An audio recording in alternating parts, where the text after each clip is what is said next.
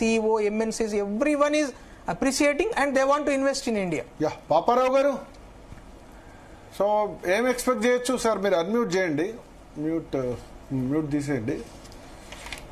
ఏం ఎక్స్పెక్ట్ చేయొచ్చు రేపు జాయింట్ స్టేట్మెంట్ లో హైదరాబాద్ హౌస్ లో? అంటే ఇది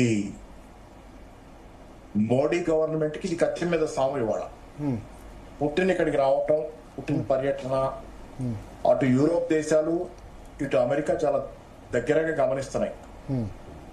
అంటే వాళ్ళకి ముఖ్యంగా యూరోపియన్ యూనియన్ దేశాలు బగ్గుమంటున్నాయి పుట్టినంటే రష్యా అంటే. ఆ నేపథ్యంలో ఇప్పుడు జరిగే ఆప్టిక్స్ ఏదైతే కనపడబోతున్న గోల్హమి, ఒక దగ్గరతనం, ఒక ఆత్మీయత కనపడితే అది కొంత యూరోపియన్ యూనియన్ దేశాల దగ్గర ప్రతికూలంగా, అమెరికా దగ్గర కూడా ప్రతికూలంగా ఉండే అవకాశం ఉంది. ఇది ఒక ఇబ్బందికరమైనటువంటి కత్తి మీద సాగు వ్యవహారం. కరవమంటే కప్ప కోపం, విడవమంటే పావు కోపం అన్నట్లుగా ఉన్నటువంటి వ్యవహారం ఇది. ఎందుకంటే పుటిన్ కానీ రష్యా మనకు అత్యంత సన్నిహిత దేశం. ఇది ప్రభుత్వాల పరంగానే కాదు, ప్రజల పరంగా కూడా రెండు దేశాల మధ్య చాలా సన్నిహిత సంబంధాలు ఉన్నటువంటి, చారిత్రకంగానే చాలా దగ్గర దేశం. ప్రజలు విపరీతంగా అభిమానిస్తారు ఇక్కడ, అక్కడ ప్రజలు కూడా భారత్ అభిమానిస్తారు. ఇట్లాంటి సంబంధాల్లో, ఇట్లాంటి పరిస్థితుల్లో ఆ సంబంధాన్ని కాపాడుకోవడం చాలా ముఖ్యం. పైగా ఏంటంటే పర్యటనలో ఇవాళ చాలా ఒప్పందాలు జరగాల్సి ఉంది, చాలా విషయాల్లో అంగీకారం కుదరాల్సి ఉంది. కానీ దానికి ఉన్న ఆటంకం, మెయిన్ ఆటంకం ఏంటంటే ఇక్కడ అమెరికాతో బయలేటరల్ ట్రేడ్ అగ్రిమెంట్ అక్కడ పెండింగ్ లో పడి ఉంది.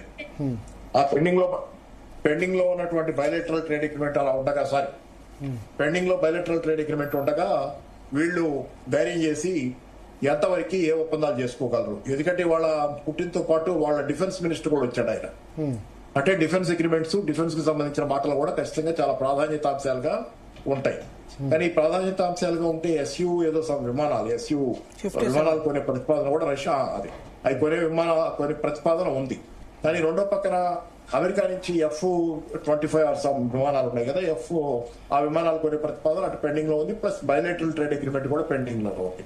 ఇప్పుడు అది పెండింగ్ లో ఉండగా ఇక్కడ మన రష్యాతో కనుక ఈ విమానాల కొనుగోలు ఒప్పందం చేసుకుంటే అది అమెరికాకి ఆగ్రహం తెప్పిస్తుంది.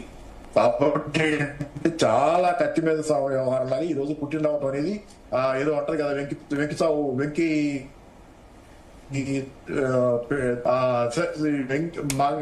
వెంకి పెళ్లి మంగి చావు చేసాం అట్లా సామెతం.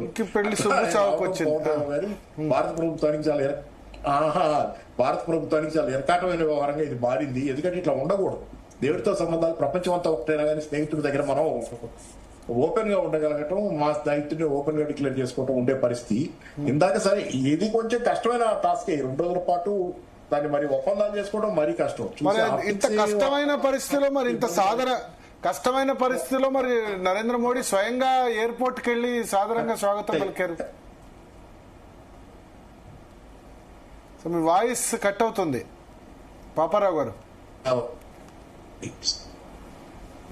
మీ జూమ్ వీలైతే వీడియో ఆఫ్ చేసుకోండి, సిగ్నల్ ఇష్యూ ఉంది.